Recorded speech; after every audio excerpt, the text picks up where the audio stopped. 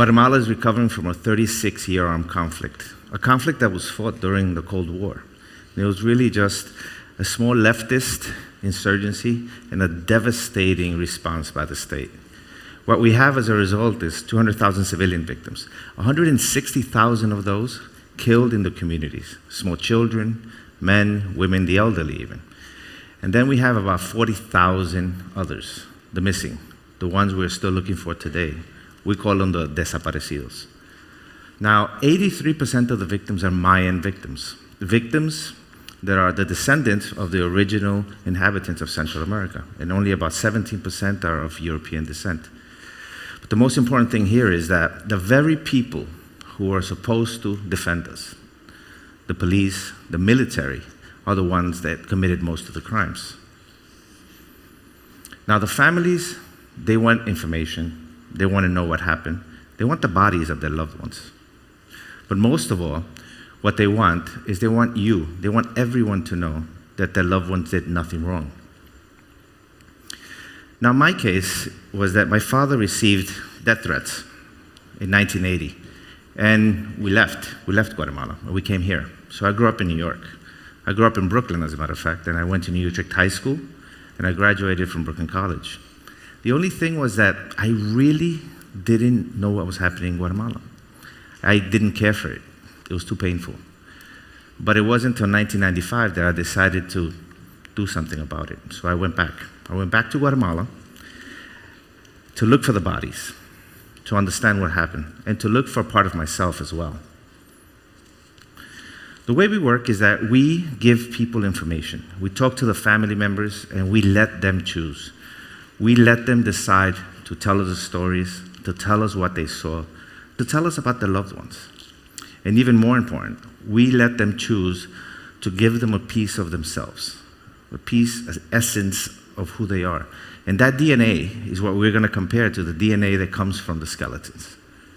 While we're doing that, though, we're looking for the bodies. And these are skeletons by now. Most of these crimes happened 32 years ago. When we find the grave, we take out the dirt and eventually clean the body, document it, and exhume it. We literally bring the skeleton out of the ground. Once we have those bodies, though, we take them back to the city, to our lab, and we'll begin a process of trying to understand mainly two things. One is how people died. So here you see a gunshot wound to the back of the head, or machete wounds, for example. The other thing we want to understand, though, is who they are, whether it's a baby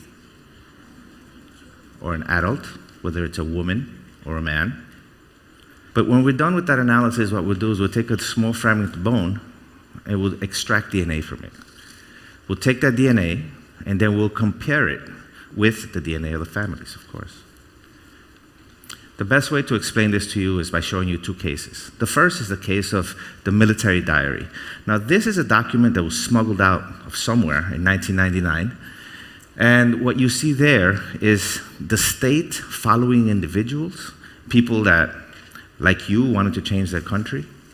And they jotted everything down. And one of the things that they wrote down is when they executed them. So inside that yellow rectangle, you'll see a code. It's a secret code, 300. And then you see a date. The 300 means executed, and the date means when they were executed. Now, that's going to come into play in a second. What we did is we conducted an exhumation in 2003 where we exhumed 220 bodies from 53 graves in a military base. Grave 9, though, matched the family of Sergio Saúl Linares. Now, Sergio was a professor at the university. He graduated from Iowa State University and went back to Guatemala to change his country. And he was captured on February 23rd, 1984. And if you can see there, he was executed on March 29th, 1984, which was incredible. We had the body, we had the family's information and their DNA, and now we had a document that told us exactly what happened. But most important is about 2 weeks later, we got another hit, another match from the same grave to Amancio Villatoro. The DNA of that body also matched the DNA of that family. And then we noticed that he was also in the diary. But it was amazing to see that he was also executed on March 29th, 1984. So that led us to think, how many bodies were in the grave? 6. So we said, how many people were executed on March 29th, 1984. That's right, 6 as well. So we have Juan de Dios, Hugo, Moises, and Zoilo. All of them executed on the same date, all captured at different locations on different moments, all put in that grave. The only thing we needed now was the DNA of those 4 families. So we went and we looked for them and we found them. And we identified all 6 bodies and gave them back to the families. The other case I want to tell you about is that of a military base called Creon Paz. It actually means to believe in peace, but the acronym really means Regional Command Center for Peacekeeping Operations. And this is where the Guatemalan military trains peacekeepers from other countries, the ones that serve with the UN and go to countries like Haiti and the Congo. Well, we had testimony that said that within this military base there was bodies, there was graves. So we went in there with a search warrant, and about 2 hours after we went in, we found the first of 84 graves, a total of 533 bodies. Now, if you think about that, peacekeepers being trained on top of bodies, it's very ironic. But the bodies, face down, most of them, hands tied behind their backs, blindfolded, all types of trauma. These are people that were defenseless, that were being executed. People that 533 families are looking for. And so we're going to focus on grave 15.